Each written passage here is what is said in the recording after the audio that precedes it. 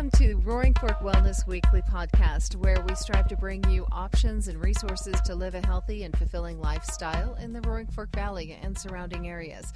I'm Kimberly Henry.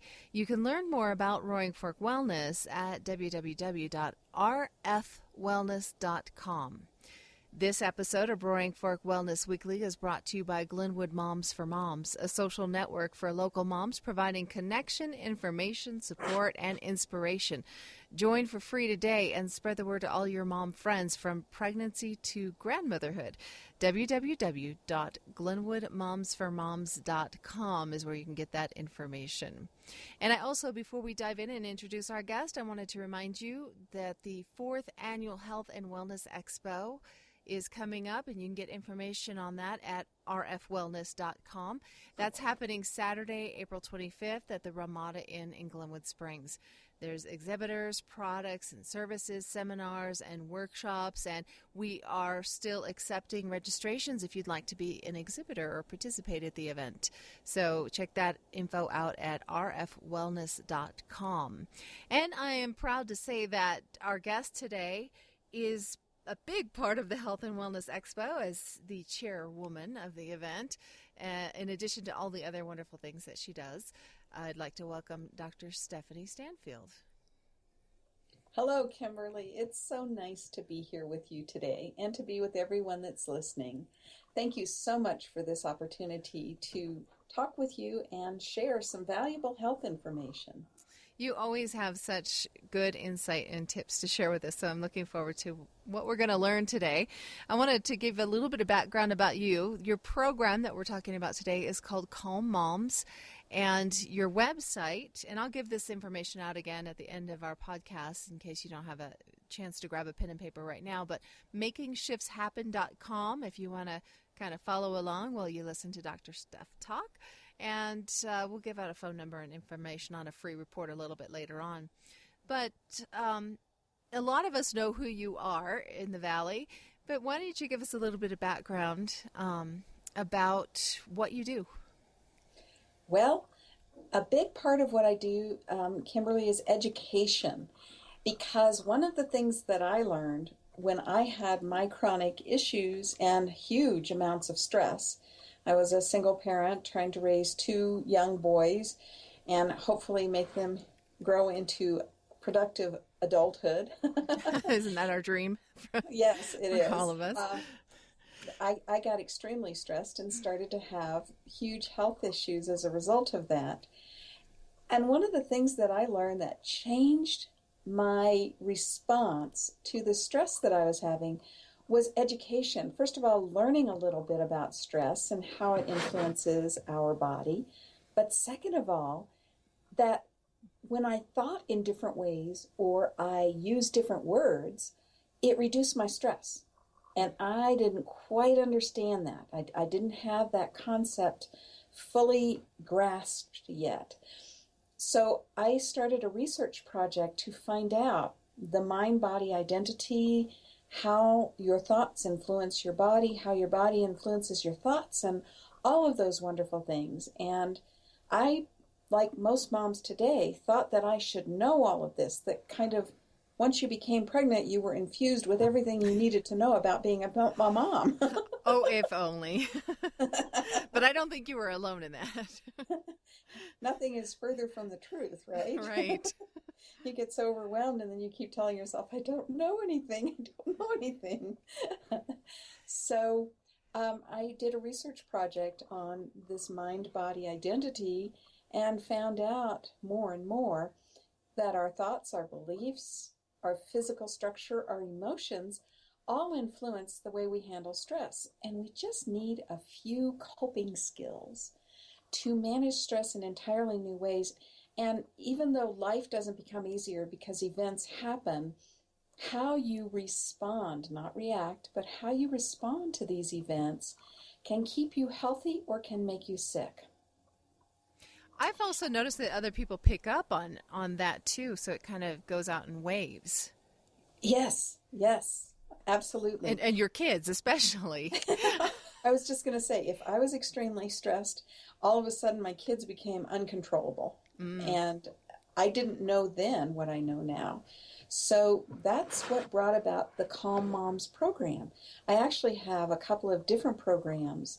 One is more based on my research, but when I would talk to people about the bigger program, which is called the COMI program, Creating Optimal Health Through Mind, Body, Spirit Integration, people would say, well, I'm not ready for that big a step yet, but I'd really like to know what I can do with my kids.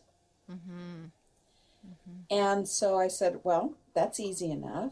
And I had learned about the stages of childhood development, and I had learned what different brain waves happen. And I pretty much, because of my background, became an expert in stress. So I brought all of these things together in a program to help mothers because you and I were talking a little bit earlier. Mm-hmm. We're not taught some of these things in school anymore. Mm-hmm. Yeah, that's what I was going to say is why don't we know how to do this? We've been doing it for thousands and thousands of years. Why do we now need help? Well, a couple of different reasons is, first of all, it took a tribe pretty much to raise a child. So there were a lot of families coming together, and you didn't actually go outside of your tribe or your family of origin, and you learned how to raise your kids based on how your family raised them. Well, with today's more global communities and more global perspectives, people don't tend to stay in that nuclear family setup. Mm-hmm. And I know I lived in Colorado raising my children, and my mother lived in Florida.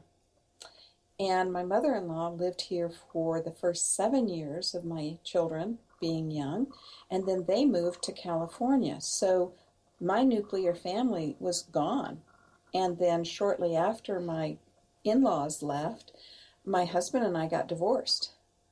So I was left with very little understanding and guidance of what to do with my children and how to raise them. And I had even had home ec and things like that in high school, but that felt very distant to me. High school seems like another lifetime to me. But I digress. So we're finding now, with especially the way some of the school systems are set up, that people are not taught life skills, Mm-hmm. like how to balance a checkbook, what a family budget is. And most of us don't even know what stress is. We think it's an emotion. We'll say, I'm feeling stressed, or I'm feeling this really big stress coming at me. Mm-hmm. And we think it's an emotion, and it really isn't. It's interesting, the definition of stress. And I take it from Hans Selye, who did a lot of the research around stress. And stress is the adaptive response of an organism to the demand placed on it. So even little bacteria can be stressed. But we keep thinking it's an emotion or it's something we can't handle. And it really isn't, because we are designed to change. We're designed to be what they call plastic, neuroplastic. Mm-hmm. And we're made to change. But our nervous system likes to habituate behaviors and thoughts and feelings and emotions because it's energy efficient. So on the one hand, excuse me, we habituate responses and reactions, and on the other hand, we're made to change. Isn't that interesting? It is. And when I make a kind of a mechanical picture in my mind of like a bar bending under pressure, or a rubber band kind of being stretched to its limit. It doesn't come back in quite the same way that it was when it started. And it's interesting because Hans Selye took this term stress from architectural terms. Mm. So architects look at, and Randy would probably know this so much better than I would, but they look at what is going to create stress on a building, and what do we need to do to build to compensate for that ongoing stress. Mm-hmm. Mm-hmm. And architects are very familiar with creating structures that respond to the environmental stresses that are around them. Well, we're designed in the same way. Okay. Well, that was They what are I was going to designed. ask. We can handle stress. We're designed to do that until we get way too much. Mm-hmm. And then if we don't change some behaviors or some thoughts, we will actually create an illness that then causes us to quiet, go to bed. So if you get a cold or something, what does your doctor recommend that you do? Rest. Fluids and rest. There you go. Well, in the Calm Moms program, we talk about the 5 self-healing skills that a mom can use.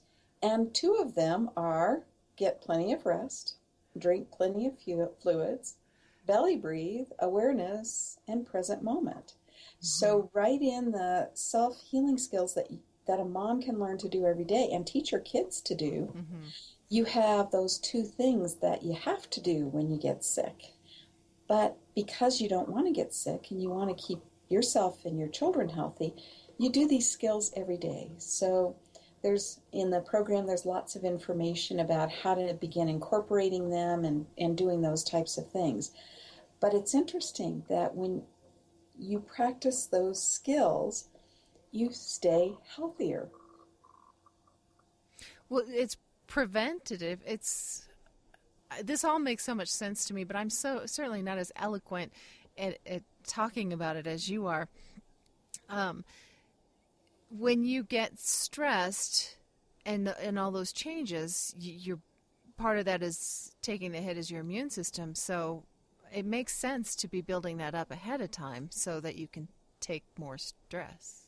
But doesn't it alleviate some stress, though? I mean, it doesn't just build up against the stress, but when you're calm, you experience it less, right? Yeah, you create an environment of stress hardiness, mm-hmm. so that even though events happen, you are well prepared to handle them. And, Kim, I'm a big Bronco fan. Yes, I'm aware. Okay. So even now, the football players are doing practice so that they hone their skills long before they need them in the Super Bowl. Mm-hmm. Okay. So when you have a regular daily practice of taking care of yourself, which is very necessary in today's society, you create this environment of practicing your stress skills long before you need them. And then when you actually need them, they're almost automatic. For moms, I talk a little bit about the start of school. Mm-hmm. So it seems like the kids just always come home with a sniffle or a cough, and people think it's because they've come in contact with all of the kids that have all these germs. And yet some of the kids don't get sick. Why is that? Because you would think if it's germ theory, that everyone's exposed to the same germs, everyone should get sick. Mm-hmm. Okay. What happens is, if you are stress hardy and you understand that the start of school is simply a change in a routine that's asking you to adapt to a new situation, and that your immune system might need just a little bit more support during this time of change, you tend not to get sick. Mm-hmm. Okay? So the start of school, some people equate automatically with my kid's going to come home sick, going to come home full of germs, going to come home. Well, I'm sorry, kids are kids. They're around germs all the time. And germs are a part of our environment. Mm-hmm. So the question for me became, why do some kids stay healthy and some kids get sick? Mm-hmm. And part of it is that the stress hardiness or the thriving energy was simply not present in some of those children. And the demand for the school routine created a situation where their immune system tanked and they got sick. Mm-hmm. That makes great sense, and it's all well and good. And the 5 steps that you talked about self-healing, those are great. But I have found, and I've witnessed in my own setting, that you may know everything there is to know, but when you're in the fire of a situation and your stress is feeding off the children's stress and the children's stress is feeding off your stress, you can't grab onto these tools. So how do you mitigate that? Do you have tips to deal with things in the thick of it? Absolutely. Absolutely. And the first information that I give people in this program is the description of their nervous system in terms of what's called the parasympathetic nervous system and the sympathetic nervous system. And the sympathetic nervous system is that fight, flight, or freeze. And in there you have few choices, and your only option is survival. And you go into the mindset, let me just get through this, and then I'll collapse, okay? Mm-hmm. So sometimes we see this in the life of a bride. Well, let me just get through the wedding. And then they go to their honeymoon and they're sick as a dog, right? Yeah. They told their nervous system, once I'm done with the stress of the wedding, you can just fall apart. And the nervous system goes, okay. Okay, I will. I will. And if they only knew that the wedding was only the beginning. Absolutely. So the parasympathetic nervous system is more the relaxation, the thriving, the feeling good, the endorphins and the enkephalins and all those juicy little hormones and informational substances that float around in the body and you just feel good or in the zone, okay?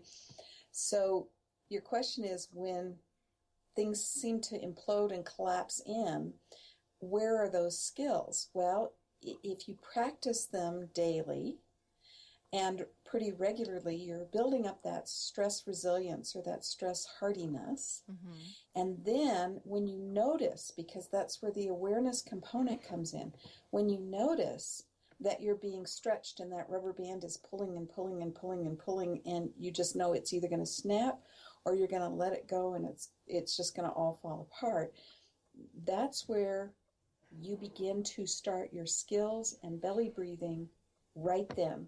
Mm-hmm. Just start belly breathing, because it shifts you out of the activity of the sympathetic nervous system into the activity of the parasympathetic nervous system. And the parasympathetic nervous system, you have choices and you have options. And you can talk about, well, what would we like to do here? When you're highly sympathetic, your only choices are fight or flight. Mm-hmm. Or any variation of that. Go in the bedroom and eat ice cream. Absolutely. You got it. Put the kids in the bath. Yeah, put them in water because they'll feel better. Right, right. So another thing that's important to understand too is stress, unless there's a saber-toothed tiger ready to pounce on you, stress is the result of 3 perceptions. And these 3 perceptions are your perception of the stressor, your perception of the coping skill, and your perception of the difference between the two. So again, as you're building up new awarenesses and new understandings and more in the present moment, you begin to know what your stressors are, and you can adapt your coping skills to those stressors so that the difference between what the stressor is and what the coping skill is gets less, and things that used to stress you out tremendously start having less and less effect on you, and you start feeling more healthy and less stressed, more calm and peaceful, and less chaotic and out of control. Well, it sounds perfect. Can I have 2? So you've given us some insight a little bit. You've got some different tips for self-healing, and I know that you talk about the different stages and some practical assessments on how to deal with stress in those situations. Can you give us a little tease about what we get out of the Calm Moms program if we jump in?